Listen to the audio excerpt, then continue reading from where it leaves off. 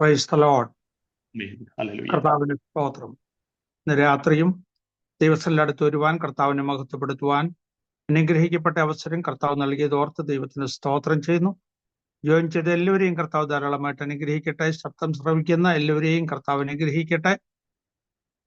ഇന്ന് രാത്രി വളരെ പ്രാർത്ഥനയോട് ശ്രദ്ധയോടെ നമുക്ക് കർത്താവിന്റെ പാദങ്ങളിലായിരിക്കാം. കർത്താവേ, കരുണയുള്ള ദൈവമേ, പിന്നെയും ഞങ്ങൾ തിരുനാമത്തെ വാഴ്ത്തുന്നു. ഈ രാത്രി ഞങ്ങൾ അവിടുത്തെ പാദങ്ങളിൽ അടുത്ത് വന്നിരിക്കുന്നു. തിരുവചനങ്ങളെ പഠിപ്പാൻ ഞങ്ങളുടെ ബുദ്ധിയെ പ്രകാശിപ്പിക്കണമേ.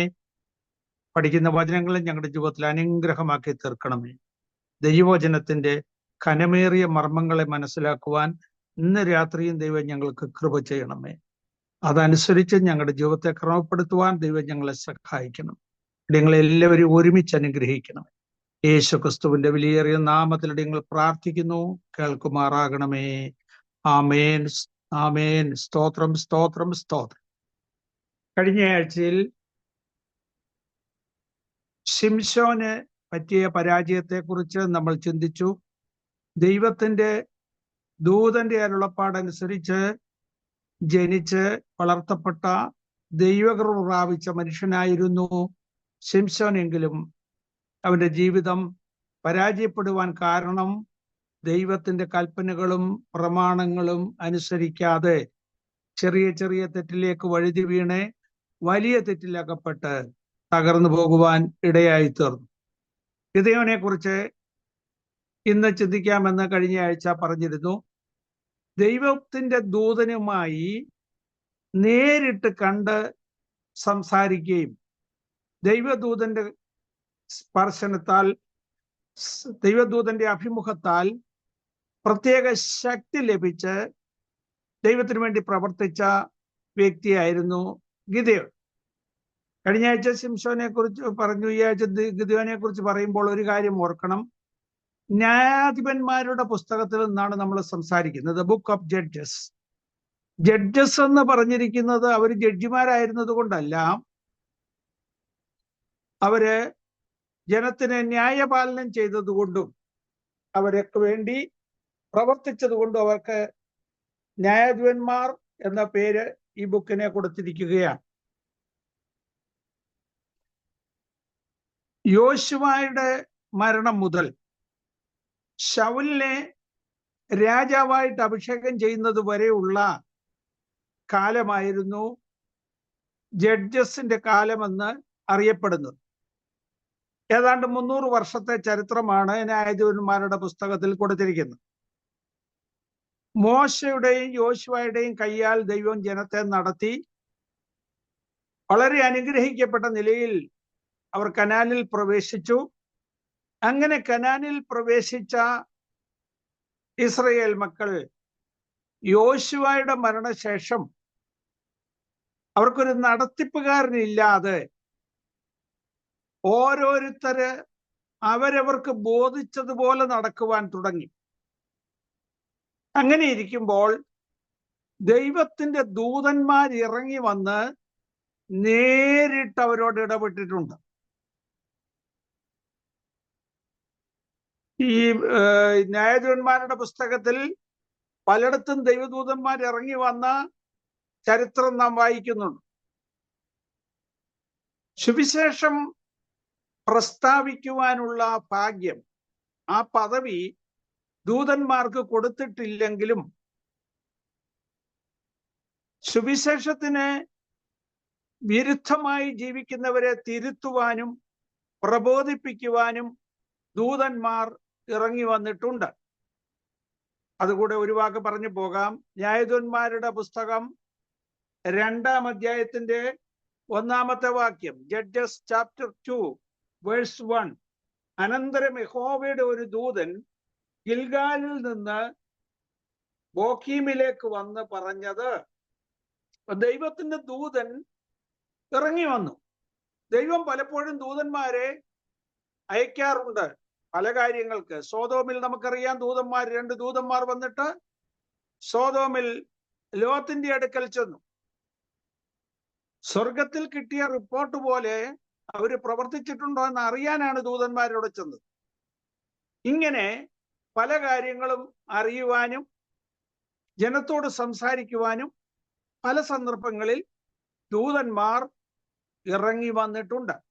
ഇവിടെ ഇതാ യോശുവ മരണത്തോട് അടുത്തു കഴിഞ്ഞപ്പോൾ ഇസ്രയേൽ മക്കൾ ബോധിച്ചതുപോലെ നടക്കാൻ തുടങ്ങി. നടത്തിപ്പുകാരില്ല, പറഞ്ഞു കൊടുക്കാൻ ആരുമില്ല, നിയന്ത്രിക്കാൻ ആരുമില്ല. അങ്ങനെയുള്ള സാഹചര്യത്തിൽ ദൈവത്തിന്റെ ദൂതൻ ഇറങ്ങി വന്ന് നേരിട്ട് സംസാരിക്കുകയാണ്. എന്താണ് കാരണം?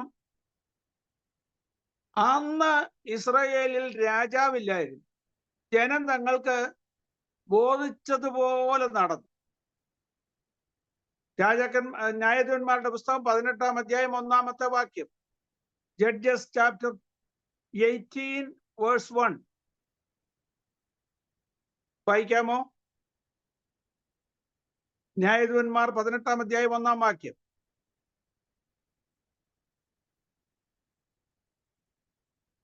അക്കാലത്ത് ഇസ്രയേലിൽ രാജാവില്ലായിരുന്നു.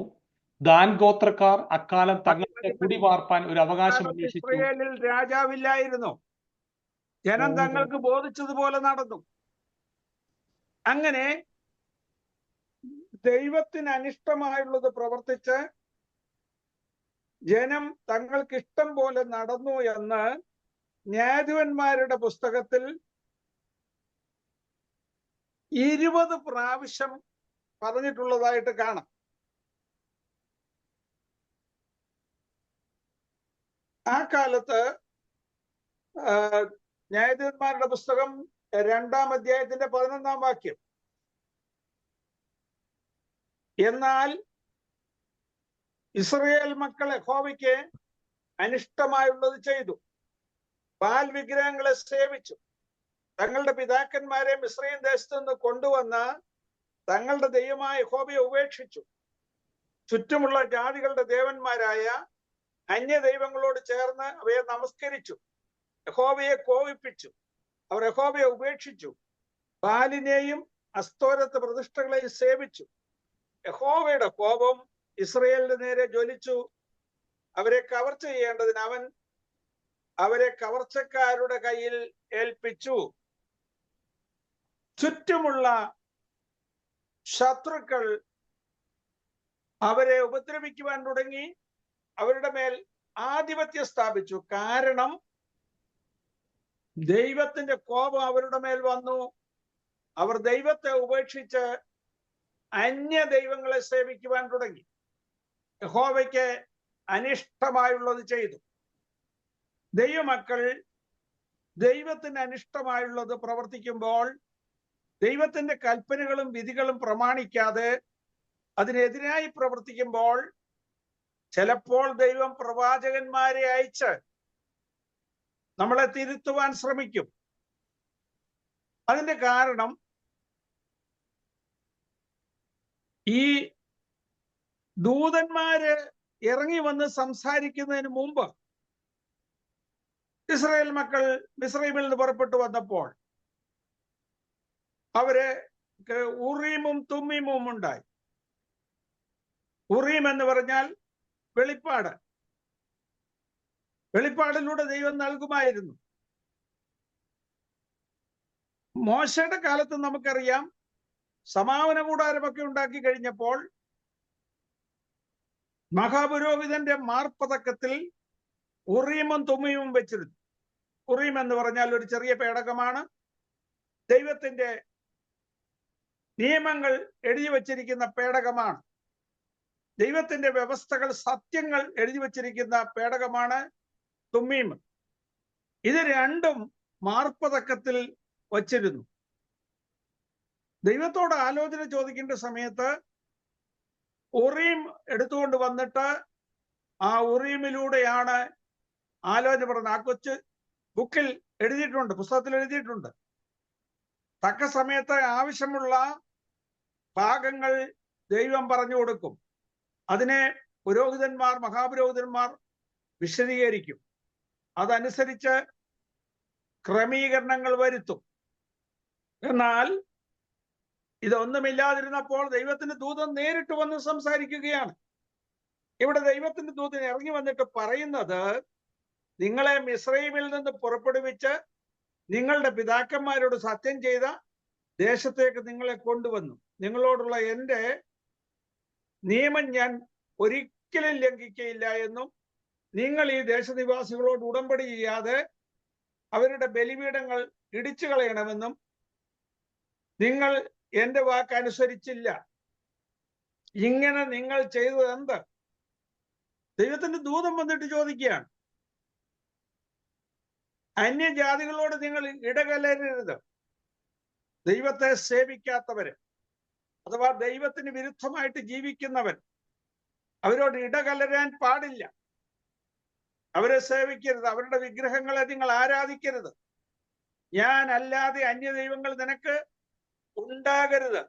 മീതെ സ്വർഗത്തിലെങ്കിലും താഴെ ഭൂമിയിലെങ്കിലും ഭൂമിക്ക് കീഴെ വെള്ളത്തിലെങ്കിലുമുള്ള യാതൊന്നിന്റെയും പ്രതിമയെ ഉണ്ടാക്കുകയോ നമസ്കരിക്കുകയോ ചെയ്യരുതെന്നുള്ള ദൈവിക വ്യവസ്ഥ ലംഘിച്ച് ബാലിനെയും അസ്തോരത്തിനെയും ഒക്കെ സേവിക്കുവാൻ തുടങ്ങി. അവരുടെ ദേവന്മാർ നിങ്ങൾക്ക് കെണിയായി ഇരിക്കുമെന്ന് ദൈവത്തിന്റെ ദൂതൻ അരുളി ചെയ്യുകയാണ്. യഹോവയുടെ ദൂതൻ ഈ വചനമെല്ലാം ഇസ്രായേൽ മക്കളോട് പറഞ്ഞപ്പോൾ ജനം ഉച്ചത്തിൽ കരഞ്ഞു. ദൈവത്തിന്റെ ദൂതന്റെ പ്രസംഗം കേട്ടപ്പോൾ ജനമെല്ലാം ഉച്ചത്തിൽ കരഞ്ഞു. അയ്യോ, ഞങ്ങൾ തെറ്റിപ്പോയി, ദൈവമേ ഞങ്ങളോട് ക്ഷമിക്കണമേ എന്ന് പറഞ്ഞ് അവർ കരയുവാനിടയെ അവർ ആ സ്ഥലത്തിന് ബോക്കീം എന്ന് പേരിട്ടു. ബോക്കീം എന്ന് പറഞ്ഞാൽ കരയുന്നവർ, പാഖ എന്നുള്ള വാക്കാണ്. പാഖയുടെ താഴ്വരയൊക്കെ നമ്മൾ കേട്ടിട്ടുണ്ട്. അപ്പോൾ അവിടെ അവർ ചില നിയമങ്ങൾ, തീരുമാനങ്ങൾ എടുത്തു. എന്നാൽ യോശുവയുടെ കാലം കഴിഞ്ഞപ്പോൾ ഓരോരുത്തൻ താന്താന്റെ അവകാശത്തിൽ പ്രവേശിച്ചു. യോശുവയുടെ കാലത്തൊക്കെയും യോശുവ കഴിഞ്ഞിട്ട് ഏറെ നാൾ ജീവിച്ചിരുന്നവരായി യഹോവ ഇസ്രായേലിന് വേണ്ടി ചെയ്ത മഹാപ്രവൃത്തികളെ കണ്ടിട്ടുള്ള മൂപ്പന്മാരുടെ കാലത്തൊക്കെയും ജനം യഹോവയെ സേവിച്ചു. യോശുവയുടെ കാലത്തിന് ശേഷം ദൈവത്തിന്റെ അത്ഭുത പ്രവൃത്തികളെ കണ്ടിട്ടുള്ള പ്രായമുള്ള ആളുകൾ ഉണ്ടായിരുന്നു. അവരുടെ കാലത്തൊക്കെയും ദൈവജനത്തെ ശരിയായ വ്യവസ്ഥകളിലൂടെ നടത്തുവാൻ ആ അപ്പച്ചന്മാരൊക്കെ നല്ല പ്രബോധനങ്ങൾ പറയുമായിരുന്നു. ആ കാലത്തെല്ലാം അവര് ദൈവത്തെ സേവിച്ചു. എന്നാൽ യോശുവ 110 വയസ്സുള്ളവനായി മരിച്ചു. അവന്റെ അടക്കിയ ശേഷം പിന്നെ ആ തലമുറയൊക്കെയും തങ്ങളുടെ പിതാക്കന്മാരോട് ചേർന്നു. അവരുടെ കാലശേഷം യഹോവയെയും അവൻ ഇസ്രായേലിന് വേണ്ടി ചെയ്തിട്ടുള്ള പ്രവൃത്തികളെയും അറിയാത്ത വേറൊരു തലമുറ ഉണ്ടായി. യോശുവയുടെ കാലശേഷം ഉണ്ടായി വന്ന തലമുറ ദൈവത്തെയും ദൈവം പ്രവർത്തിച്ചിട്ടുള്ള അത്ഭുത പ്രവൃത്തികളെയും അറിയാത്ത ഒരു തലമുറ ഉണ്ടായി. എന്തുകൊണ്ടാണ് അങ്ങനെ വന്നത്? അതുകൊണ്ടാണ് ദൈവവചനത്തിൽ പറഞ്ഞിരിക്കുന്നത്, നിങ്ങൾ ദൈവത്തിന്റെ എല്ലാ വചനങ്ങളും കൽപ്പനകളും ചട്ടങ്ങളും പ്രമാണിക്കണം. അത് മാത്രം പോരാ, അത് നിങ്ങളുടെ മക്കൾക്ക് ഉപദേശിച്ചു കൊടുക്കണം. ദൈവത്തിന്റെ നിയമങ്ങളും ചട്ടങ്ങളും മക്കളെ പഠിപ്പിച്ചില്ലെങ്കിൽ ദൈവത്തെയും ദൈവത്തിന്റെ പ്രവൃത്തികളെയും അറിയാത്തൊരു തലമുറ, അവർ ദൈവത്തെ സേവിക്കത്തില്ല. അവർ ദൈവത്തിന് വിരുദ്ധമായി പ്രവർത്തിപ്പാൻ ഇടയായി തീരും. അതുകൊണ്ട് ദൈവത്തെ സേവിക്കുന്ന ദൈവമക്കൾ ദൈവത്തിന്റെ വ്യവസ്ഥകളും ചട്ടങ്ങളും കുഞ്ഞുങ്ങൾക്ക് പറഞ്ഞു കൊടുക്കണം. പിതാക്കന്മാരോട് കൽപ്പിച്ച കൽപ്പനകൾ അനുസരിക്കുവാൻ തക്കവണ്ണം കുഞ്ഞുങ്ങൾക്ക് പറഞ്ഞു കൊടുക്കണം. പറഞ്ഞു കൊടുത്തില്ലെങ്കിൽ കുഞ്ഞുങ്ങൾക്ക് പറ്റുന്ന കുഴപ്പം എന്താണെന്ന് ജഡ്ജസ് ചാപ്റ്റർ 3 വേഴ്സസ് 5 ഓൺവേഴ്സ്, ന്യായാധിപന്മാരുടെ പുസ്തകം 3-ാം അധ്യായം 5 തൊട്ടുള്ള വാക്യങ്ങൾ വായിക്കുന്നു. കനാന്യർ, ഹിത്യർ, അമോന്യർ, പെരിസ്യർ, ഹിവ്യർ, യെബൂസ്യർ എന്നിവരുടെ ഇടയിൽ ഇസ്രായേൽ മക്കൾ ഇസ്രായേൽ പാർത്തു. മക്കൾ പാർത്തു. അവരുടെ അവരുടെ പുത്രിമാരെ അവർക്ക് പുത്രിമാരെ ഭാര്യമാരായിട്ട് എടുക്കുകയും തങ്ങളുടെ തങ്ങളുടെ പുത്രിമാരെ പുത്രിമാരെ അവരുടെ പുത്രന്മാർക്ക് കൊടുക്കുകയും അവരുടെ അവരുടെ ദേവന്മാരെ ദേവന്മാരെ സേവിക്കുകയും സേവിക്കുകയും ചെയ്തു. ഇടകലറിലായിരുന്നു. ഒത്തുതീർപ്പുണ്ടാക്കി ഇടകലരുവാൻ ഇടയായി. എങ്ങനെയാണ് ഇടകലർന്നത്? കനാന്യർ, ഹിത്യർ, പെരിസ്യർ, യെബൂസ്യർ, അമാലേക്യർ തുടങ്ങിയ ആളുകളൊക്കെ ഇവിടെ ഉണ്ടായിരുന്നു. ഗോത്രവർഗക്കാരാണ്. അവർക്കെല്ലാം ഓരോരോ ദൈവങ്ങളാണുള്ളത്. ഫെലിസ്ത്യരുടെ 5 പ്രഭുക്കന്മാരുണ്ടായിരുന്നു. അസ്കലോൻ, ഗത്ത്, ഗസ, അസ്തോദ്, എക്രോൻ. ഇവരുടെ എല്ലാം പ്രഭുക്കന്മാര് ഓരോരോ ദൈവങ്ങളെ ഉണ്ടാക്കി അവയെ ആരാധിച്ചു. അവരെ ദേശത്ത് അവരുടെ ഇടയ്ക്ക് തന്നെ താമസിപ്പിച്ചു. അവർക്ക് പ്രത്യേകമായിട്ട് സെപ്പറേഷൻ ഒന്നും വെച്ചില്ല. എന്തിനാണെന്നറിയാമോ? ഇവർക്ക് ജോലി ചെയ്യാൻ വയ്യ. അവരുടെ വീട്ടിലെ ജോലിക്കും കൃഷിപ്പണിക്കും ഇവരെ കൊണ്ട് പണി ചെയ്യിപ്പിച്ചു. അവരെ കൂടെ തന്നെ നിർത്തി. ഇവരുടെ ഉത്തരവാദിത്തങ്ങൾ ഇവർ തന്നെ ചെയ്യാതെ മറ്റുള്ളവരെ അതിനുവേണ്ടിയാക്കി. കുറെ കഴിഞ്ഞപ്പോൾ എന്ത് സംഭവിച്ചു? ഈ ജനങ്ങളുമായിട്ട് ഇടകലർന്നു. ദൈവമക്കളുടെ ഇടയിൽ പറ്റിയിരിക്കുന്ന ഏറ്റവും വലിയ പരാജയമാണ്. നിങ്ങൾ അവിശ്വാസികളോട് ഇണയില്ലാപ്പിണ കൂടരുത്. പുതിയ നിയമത്തിലും നമ്മൾ വായിക്കുന്നു. അപ്പോൾ ദൈവത്തെ അറിയാത്ത വിഗ്രഹങ്ങളെ സേവിക്കുന്ന പെൺകുട്ടികളെ ഭാര്യമാരായിട്ട് എടുത്തു. ഇവരുടെ പെൺകുട്ടികളെ അവരുടെ പുത്രന്മാർക്ക് കൊടുത്തു. അത് ദൈവത്തിന് വിരോധമായി തീർന്നു. 7-ാമത്തെ വാക്യം. ഇങ്ങനെ ഇസ്രായേൽ മക്കൾ, 3-ാം അധ്യായം 7-ാം വാക്യം, ജഡ്ജസ് ചാപ്റ്റർ 3 വേഴ്സ് 7, യഹോവയ്ക്ക് അനിഷ്ടമായുള്ളത് ചെയ്തു. തങ്ങളുടെ ദൈവമായ യഹോവയെ മറന്ന് വിഗ്രഹങ്ങളെയും അശേര പ്രതിഷ്ഠകളെയും സേവിച്ചു. അതുകൊണ്ട് യഹോവയുടെ കോപം ഇസ്രായേലിന്റെ നേരെ ജ്വലിച്ചു. ദൈവത്തിന്റെ കോപം ഇസ്രായേലിനോട് ഉണ്ടാകാൻ കാരണം ഇസ്രായേൽ മക്കൾ യഹോവയ്ക്ക് അനിഷ്ടമായുള്ളത് ചെയ്തു.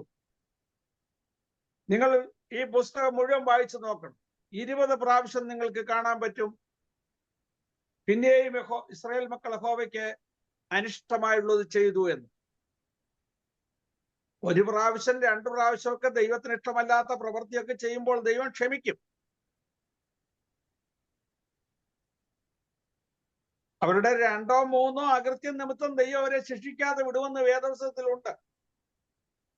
എന്നാൽ 4ഉം 5ഉം ആകുമ്പോഴോ ദൈവശിക്ഷ ഉണ്ടാകും. 1ഉം 2ഉം ഒക്കെ ക്ഷമിക്കും. എന്നും കണ്ട് എന്നും ദൈവം ക്ഷമിക്കുമെന്ന് വിചാരിക്കരുത്. അങ്ങനെ പലവട്ടം ദൈവത്തെ കോപിപ്പിച്ചു കഴിഞ്ഞപ്പോൾ ദൈവത്തിന്റെ ശിക്ഷ അവരുടെ മേലുണ്ടായി. ആ അവസരത്തിൽ ദൈവത്തിന്റെ ദൂതൻ പോലും നേരിട്ടിറങ്ങി വന്ന് അവരോട് സംസാരിക്കുന്നു.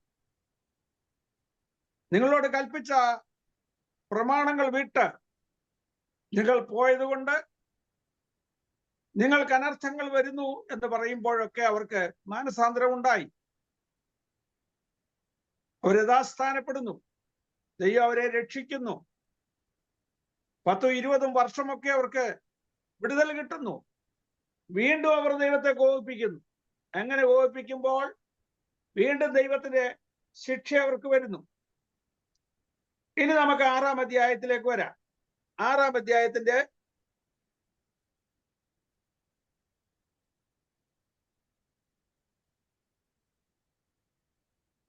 1-ാം വാക്യം തൊട്ട് വായിക്കാം. ഇസ്രായേൽ പിന്നെയും യഹോവയ്ക്ക് അനിഷ്ടമായുള്ളത് ചെയ്തു.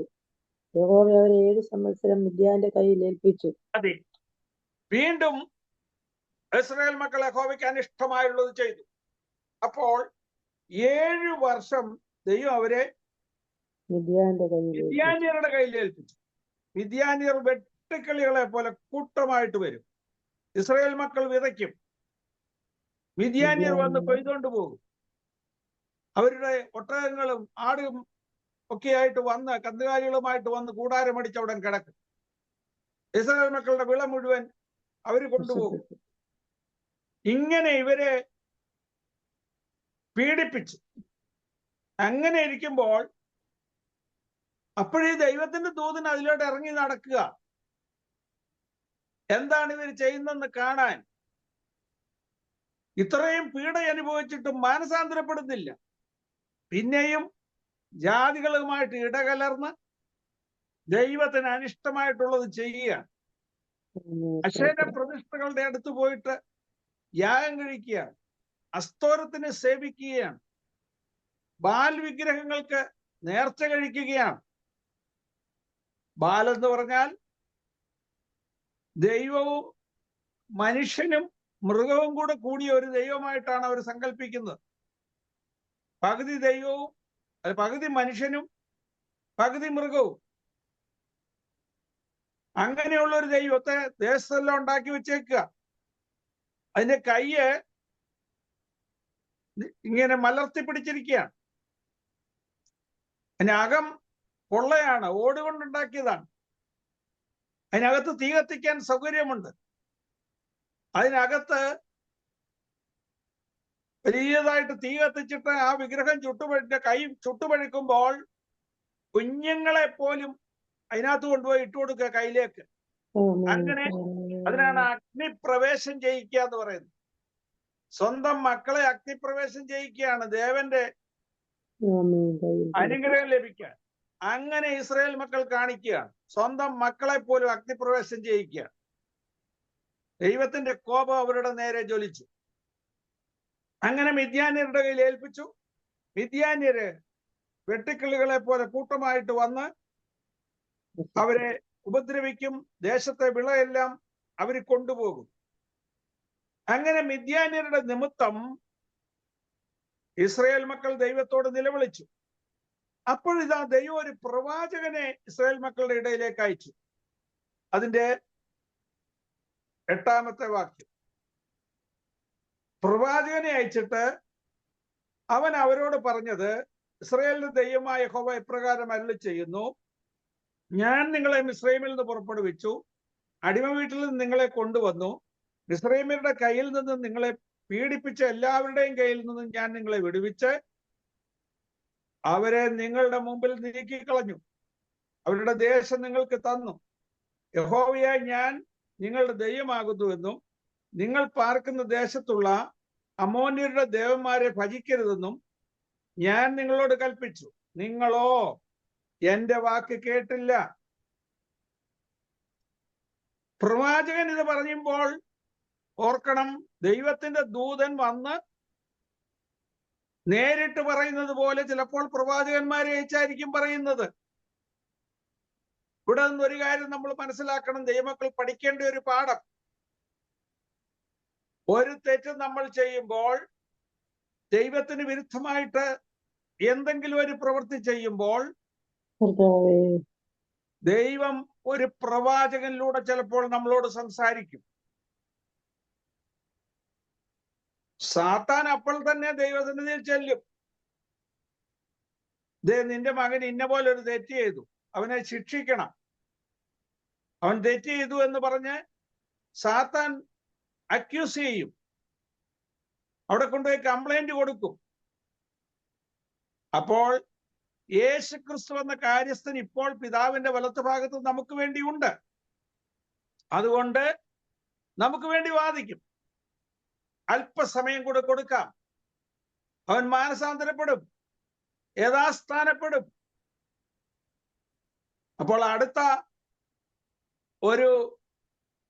ഒരു വർഷത്തെ അവധി അല്ലെങ്കിൽ 6 മാസത്തെ അവധി ചിലപ്പോൾ നമുക്ക് കിട്ടും, അല്ലെങ്കിൽ 1 മാസത്തെ അവധി കിട്ടും. അപ്പോഴാണ് അടുത്ത ആഴ്ച എവിടുന്നെങ്കിലും ഒരു ദൈവദാസൻ വന്നു, അന്നൊരു പ്രസംഗം പറഞ്ഞു, നമ്മളത് കേട്ടു, നമ്മുടെ ഹൃദയത്തിൽ കുത്തുകൊണ്ടു, നമ്മൾ ചെയ്ത തെറ്റ് നമുക്ക് ബോധ്യപ്പെട്ടു, തിരുത്തൽ വരുത്തണമെന്ന് മനസ്സിലായി. അവിടെയും തിരുത്താതെ പോയാൽ ചിലപ്പോൾ അടുത്ത ദിവസം നമ്മൾ ഒരു യോഗത്തിന് ചെല്ലുമ്പോൾ ഒരു പാട്ടിലൂടെ ആയിരിക്കും, അല്ലെങ്കിൽ ഒരാളുടെ സാക്ഷ്യത്തിലൂടെ ആയിരിക്കും നമുക്ക് തിരുത്തൽ കിട്ടുന്നത്. അവിടെ യഥാസ്ഥാനപ്പെടാതെ പോയാൽ ദൈവം വെച്ച സമയം കഴിയുമ്പോൾ നമ്മൾ യഥാസ്ഥാനപ്പെട്ടില്ലെങ്കിൽ അടുത്ത ദൈവത്തിന്റെ ശിക്ഷ നമ്മുടെ മേൽ വരും. അങ്ങനെ ദൈവത്തിന്റെ ശിക്ഷ നമ്മുടെ മേൽ ഉണ്ടാകുന്നത് വരെ കാത്തിരിക്കാതെ ദൈവം നമ്മളെ യഥാസ്ഥാനപ്പെടുത്തുവാൻ ക്രമീകരണങ്ങൾ ചെയ്യുമ്പോൾ യഥാസ്ഥാനപ്പെട്ട് ദൈവസന്നിധിയിൽ നേരായി വരണം, ചൊവ്വായി വരണം. ഇല്ല എങ്കിൽ ദൈവശിക്ഷയ്ക്ക് നമ്മൾ പാത്രമാകും എന്നുള്ളത് മറന്നു പോകരുത്. അങ്ങനെ ഒരു പാഠം നമ്മൾ പഠിച്ചിരിക്കണം. അനന്തരം യഹോവയുടെ ദൂതൻ, 11-ാമത്തെ വാക്യം, അനന്തരം യഹോവയുടെ ദൂതൻ വന്ന് ഒഫ്രയിൽ അബിയേസരനായ യോവാശിന്റെ കരിവേലത്തിന് കീഴെ ഇരുന്നു. കഴിഞ്ഞ ആഴ്ച നമ്മൾ വായിച്ച വാക്യമാണ്. അവന്റെ മകനായ ഗിദെയോൻ ഗോതമ്പ് മിദ്യാന്യരുടെ കയ്യിൽ പെടാതിരിക്കേണ്ടതിന് മുന്തിരിച്ചക്കിന് അരികെ വെച്ച് മെതിക്കുകയായിരുന്നു. യഹോവയുടെ ദൂതൻ അവന് പ്രത്യക്ഷനായി, അല്ലയോ പരാക്രമശാലിയെ, യഹോവ നിന്നോട് കൂടെ ഉണ്ട് എന്ന് അവനോട് പറഞ്ഞു. ഗിദെയോൻ അവനോട്, അയ്യോ യജമാനനെ, യഹോവ നമ്മോട് കൂടെ ഉണ്ടെങ്കിൽ നമുക്ക് ഇതൊക്കെ ഭവിക്കുന്നത് എന്ത്? യഹോവ നമ്മെ മിസ്രയീമിൽ നിന്ന് കൊണ്ടുവന്നു എന്ന് നമ്മുടെ പിതാക്കന്മാർ നമ്മോട് അറിയിച്ചിട്ടുള്ള അവന്റെ അത്ഭുതങ്ങളൊക്കെയും എവിടെ? ഇപ്പോൾ യഹോവ നമ്മെ ഉപേക്ഷിച്ച് മിദ്യാന്യരുടെ കയ്യിൽ ഏൽപ്പിച്ചിരിക്കുന്നല്ലോ. നോക്കുക, ധൈര്യശാലിയായ ഒരു പുരുഷനെ അന്വേഷിച്ച് ദൈവത്തിന്റെ ദൂതൻ നടക്കുകയാണ്. ആരുണ്ട് ദൈവത്തിന് വേണ്ടി നിൽക്കുവാൻ? ആരുണ്ട് ശത്രുവിനെ ഭയപ്പെടാതെ ധൈര്യത്തോടുകൂടെ ജീവിപ്പാൻ? സ്വന്തം പ്രാണനെ ത്യജിച്ചുകൊണ്ട് ഞാൻ ചെയ്യേണ്ട ഉത്തരവാദിത്തങ്ങൾ ചെയ്യുമെന്ന് പറയുവാൻ ആരുണ്ട്? ഇവിടെ ഇതാ ഗിദെയോൻ അവന്റെ പറമ്പില് ഗോതമ്പ് മിദ്യാന്യർ കൊണ്ടുപോകാതിരിക്കാൻ വേണ്ടി അവൻ വന്ന് ഗോതമ്പ് മെതിക്കുകയാണ്. ഇവർക്ക് ഗോതമ്പ് കൊയ്യാനോ മെതിക്കാനോ ഒന്നും പറ്റുന്നില്ല, ജോലിക്കാരെ കിട്ടത്തില്ല. സ്വന്തമായിട്ട് ഗോതമ്പ് മെതിക്കുക, മുന്തിരിച്ചക്കിനരികെ വെച്ച്. ദൈവത്തിന്റെ ദൂതൻ ദേശത്തെല്ലാം ഊടാടി നടക്കുക. ആരുണ്ട് ധൈര്യശാലിയായിട്ടുള്ള ഒരുത്തനെ തിരഞ്ഞെടുക്കണം?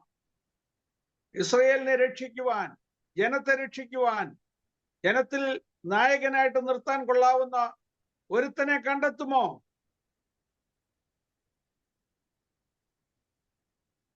ഗോലിയാത്ത് വെല്ലുവിളിച്ചതുപോലെ നിങ്ങളുടെ കൂട്ടത്തിൽ നിന്ന് ഒരുത്തനെ വിടുക.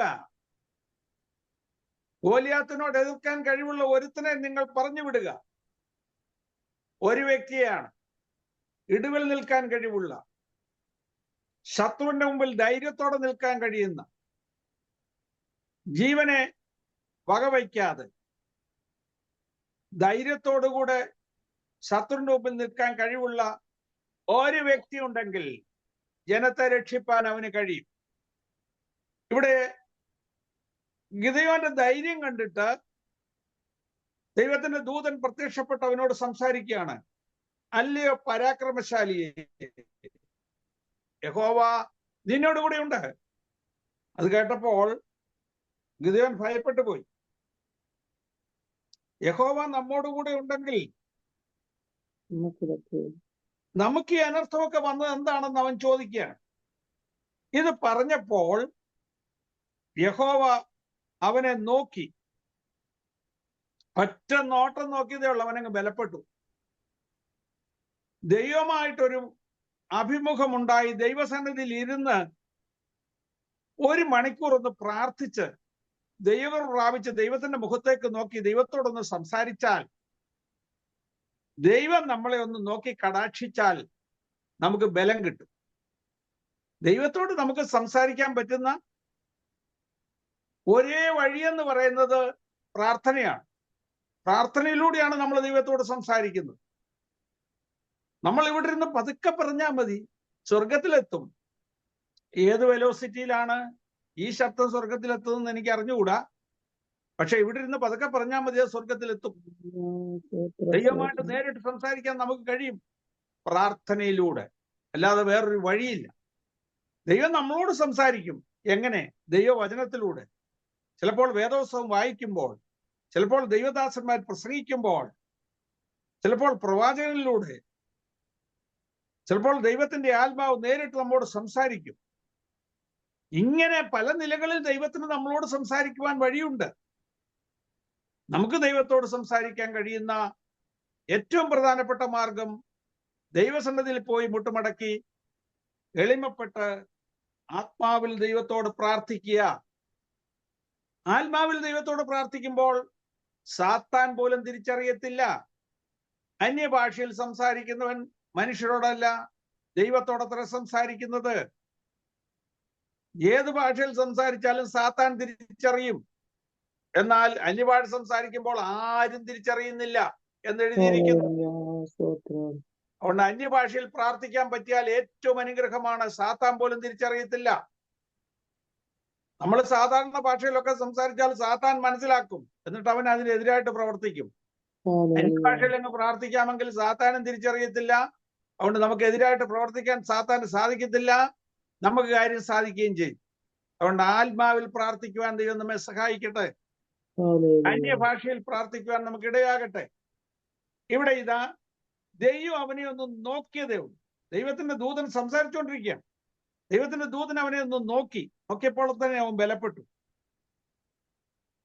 ഈ ബലത്തോടെ പോക, നീ ഇസ്രയേലിനെ മിദ്യാന്യരുടെ കയ്യിൽ നിന്ന് രക്ഷിക്കും, ഞാനല്ലോ നിന്നെ അയക്കുന്നതെന്ന് പറഞ്ഞു. ധൈര്യത്തോടെ പൊക്കോ, ഞാനാ നിന്നെ അയക്കുന്നത്, നീ വിജയിക്കുമെന്ന് പറഞ്ഞു അവനെ ബലപ്പെടുത്തി. അങ്ങനെ ബലപ്പെടുത്തി വിട്ടിട്ടും അവനൊരു സംശയം, ഇത് ദൈവത്തിന്റെ ദൂതൻ തന്നെയാണോ എന്നറിയാൻ വേണ്ടി അവനൊരു പരീക്ഷണം നടത്തി. അവൻ പറഞ്ഞു, ഞാന് ഒരാട്ടുംകുട്ടിയെ പാകം ചെയ്തുകൊണ്ട് വരാം, നീ ഇവിടെ വെയിറ്റ് ചെയ്യണം. അവൻ പോയി ഒരാട്ടുംകുട്ടിയെ പാകം ചെയ്ത് ഒരു പറ മാവിന്റെ അപ്പം ഉണ്ടാക്കി, വടയുണ്ടാക്കി, എല്ലാം കൊട്ടയിൽ എടുത്തുകൊണ്ട് വന്നു. വരുന്നത് വരെ ദൂതൻ അവിടെ വെയിറ്റ് ചെയ്തു. ദൂതൻ പറഞ്ഞു, ഞാൻ വെയിറ്റ് ചെയ്യാം, നീ പോയി കൊണ്ടുവരാൻ പറഞ്ഞു. ഇവൻ പറഞ്ഞതിനെ ഒന്നുകൂടെ ഒന്ന് ഉറപ്പിക്കാൻ വേണ്ടിയാണ്. അവൻ പറഞ്ഞതുപോലെ നടക്കുവാന്നറിയാൻ വേണ്ടി. അവിടെ ഇരിക്കുമ്പോൾ ഈ ആട്ടിൻകുട്ടിയെ പാകം ചെയ്തതും പുളിപ്പില്ലാത്ത വടകളും കൊണ്ടുവന്നു കുട്ടയിൽ വെച്ചു. ചാറൊരു പാത്രത്തിൽ പകർന്ന് കരിവേലത്തിന്റെ കൊണ്ടുവന്ന് അവന്റെ മുമ്പിൽ വെച്ചു. അപ്പോൾ യഹോവയുടെ ദൂതൻ അവനോട്, മാംസവും പുളിപ്പില്ലാത്ത വടകളും എടുത്ത ഈ പാറമേൽ വെച്ച് ചാറ് അതിന്മേൽ ഒഴിക്ക എന്ന് കൽപ്പിച്ചു. അവൻ അങ്ങനെ ചെയ്തു. യഹോവയുടെ ദൂതൻ കയ്യിലുള്ള വടിയുടെ അറ്റം കൊണ്ട് മാംസവും പുളിപ്പില്ലാത്ത വടയും തൊട്ടു. ഉടനെ പാറയിൽ നിന്ന് തീ പുറപ്പെട്ട് മാംസവും പുളിപ്പില്ലാത്ത വടയും ദഹിപ്പിച്ചു. യഹോവയുടെ ദൂതൻ അപ്രത്യക്ഷനായി. അപ്പോഴാണ് അവന് മനസ്സിലായത്, അവനോട് സംസാരിച്ചത് ദൈവത്തിന്റെ ദൂതനാണെന്ന്. ദൈവത്തിന്റെ ദൂതൻ അവന്റെ വാക്ക് കേട്ട് അവിടെ വെയിറ്റ് ചെയ്തു. അവൻ കൊണ്ടുവന്ന ആട്ടിൻകുട്ടിയെ പാകം ചെയ്ത് കൊണ്ടുവന്നു. പുളിപ്പില്ലാത്ത അപ്പം ഉണ്ടാക്കി കൊണ്ടുവന്നു. അതെല്ലാം പാറപ്പുറത്ത് വെച്ചു. എന്നിട്ട് ദൈവത്തിന്റെ ദൂതൻ വടിയുണ്ട് അതിലൊന്ന് തൊട്ടപ്പോഴത്തേക്ക് പാറയിൽ നിന്ന് തീ പുറപ്പെട്ട് അത് ദഹിപ്പിച്ചു. അതിന്റെ പുക മുകളിലേക്ക് പോയി. ദൈവത്തിന്റെ ദൂതനും മുകളിലേക്ക് പോയി. അവൻ ഭയപ്പെട്ടു പോയി. അവൻ പറഞ്ഞു, ദൈവത്തിന്റെ ദൂതനെ ഞാൻ കണ്ടല്ലോ എന്ന് പറഞ്ഞ് അവൻ ഭയപ്പെട്ടു.